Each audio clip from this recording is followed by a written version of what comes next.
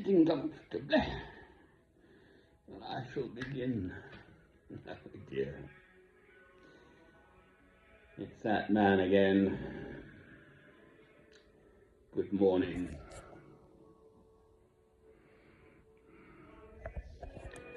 My little world. Nice fire. Lucky me. Altogether, a calm and settled scene. Just listen to the John Lennon song, Merry Christmas, war is over, another year over, and so on. What have we done?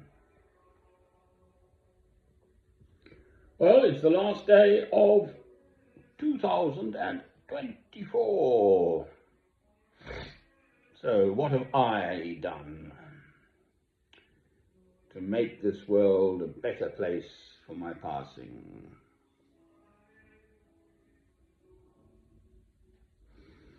Jimmy Carter's just died. That's what he tried to do with an extraordinary marriage. I know very little about his wife, or about him for that matter, apart from the poor chap being a peanut farmer. Apparently made him very wealthy.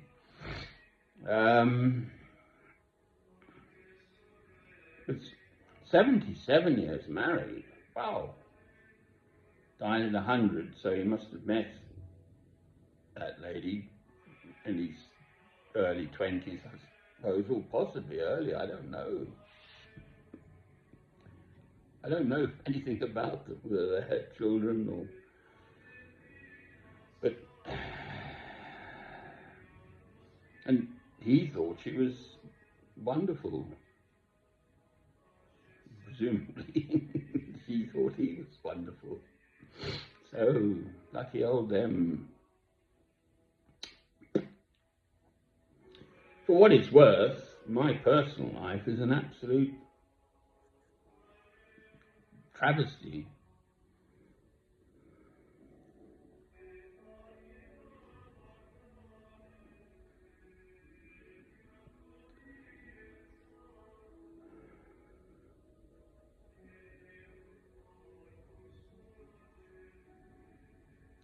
I am a Christian. I love God through Christ, so that remains. Everything else can fall away. So at the very least, I have done, and I do, and I will love God through Christ. So I could get that right. This year, last year, the next year, whenever, whatever happens, I love God through Christ. Amen.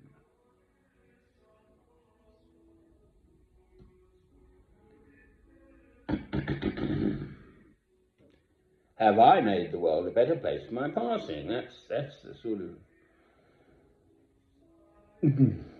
thing. I'm now 68 years old.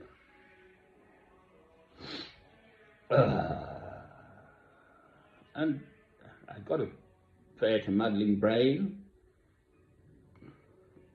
The world's there, why don't I go out and fix it? Because. Now, God is the boss. My take on this is that he has given us free will,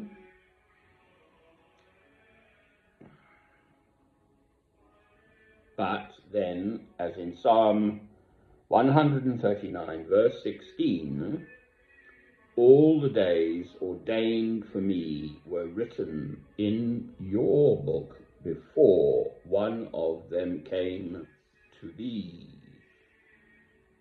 So actually, God predestines what we are to be.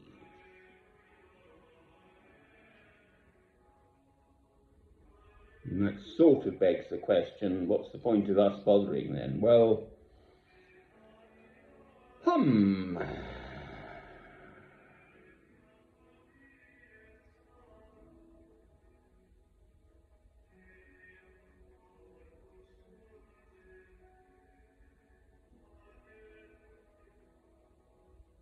we human beings are here in God's world, in His earth, in His universe, to love Him. That is the meaning of life. Ultimately, there is no other meaning.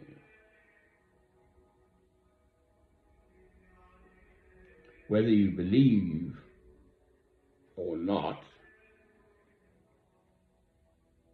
God was, God is, God will be. Amen.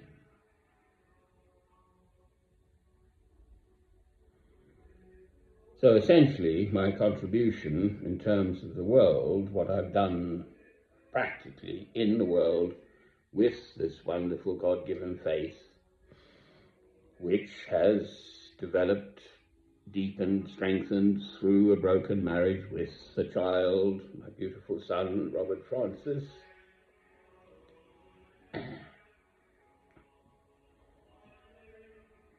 who committed suicide at the age of 18, but I'd last seen him at 15 months old.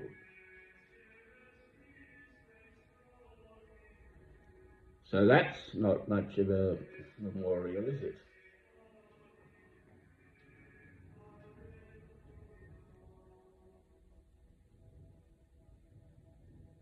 His name was Robert Francis.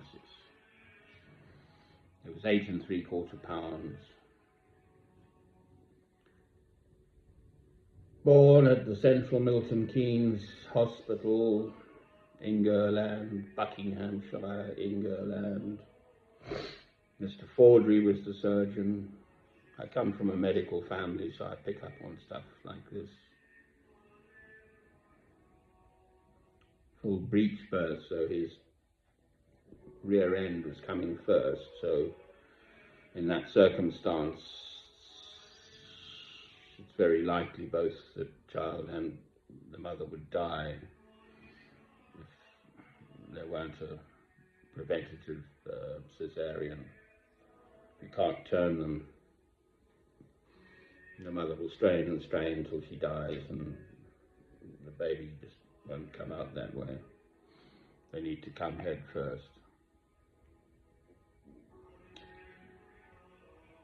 Anyway, I was there. The nurses put 2 little labels, left and right arms.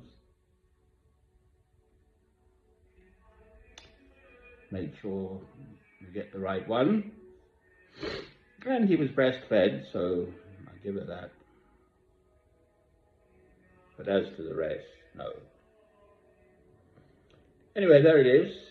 So I have my faith. Now, with my faith, what have I done? And in my estimation, bugger all. Excuse the French.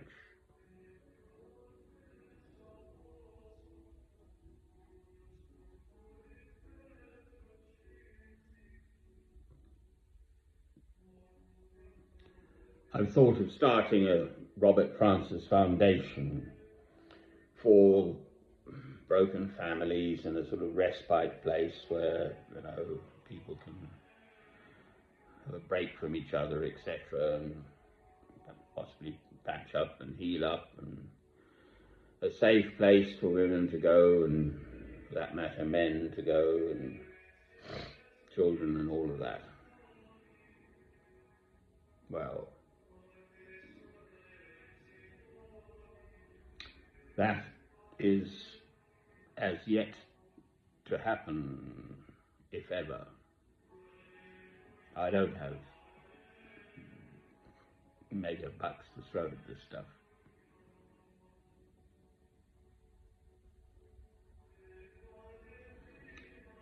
There is my love of God through Christ.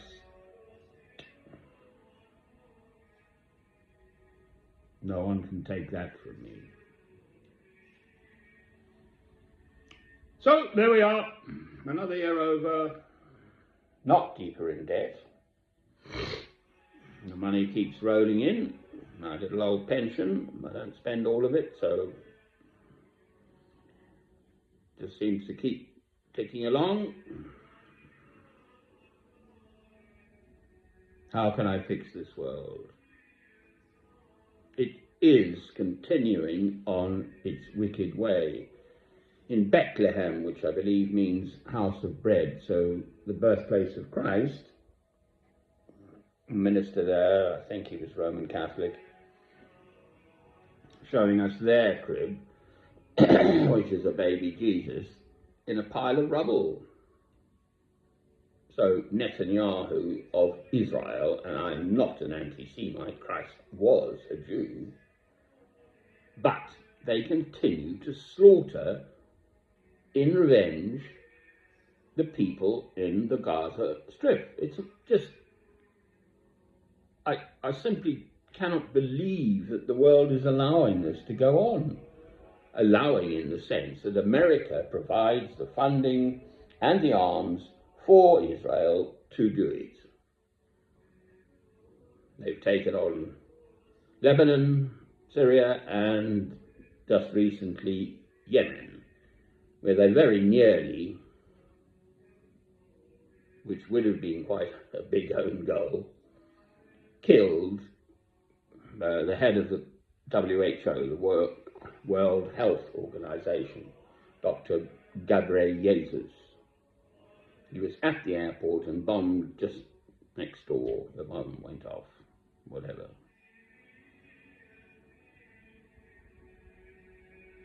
America could just stop it, that killing, that slaughter. They're human beings too, in Palestine, in the Gaza Strip. Yes, they committed an atrocity on October the 7th, yes. But that does not justify this ongoing slaughter industry. And it's not just the slaughter, hospitals, everything trashed. It's the now current ongoing circumstances. I can go to my fridge next door. I've got food in my fridge. I can go to my kitchen next door. I've got a gas, I've got cooking facilities. I can go to the tap in the kitchen and I get fresh, clean drinking water. I'm in this room, it's warm, it's dry, it's fine. I've got an upstairs, my prayer room, with the candle lit. No one ever comes. So, materially, as far as it goes, I'm just, hunky-dory, fine. A few old creaks and groans. I need a new heart, a new leg. A couple of new legs actually would be nice. This whole thing is just the same.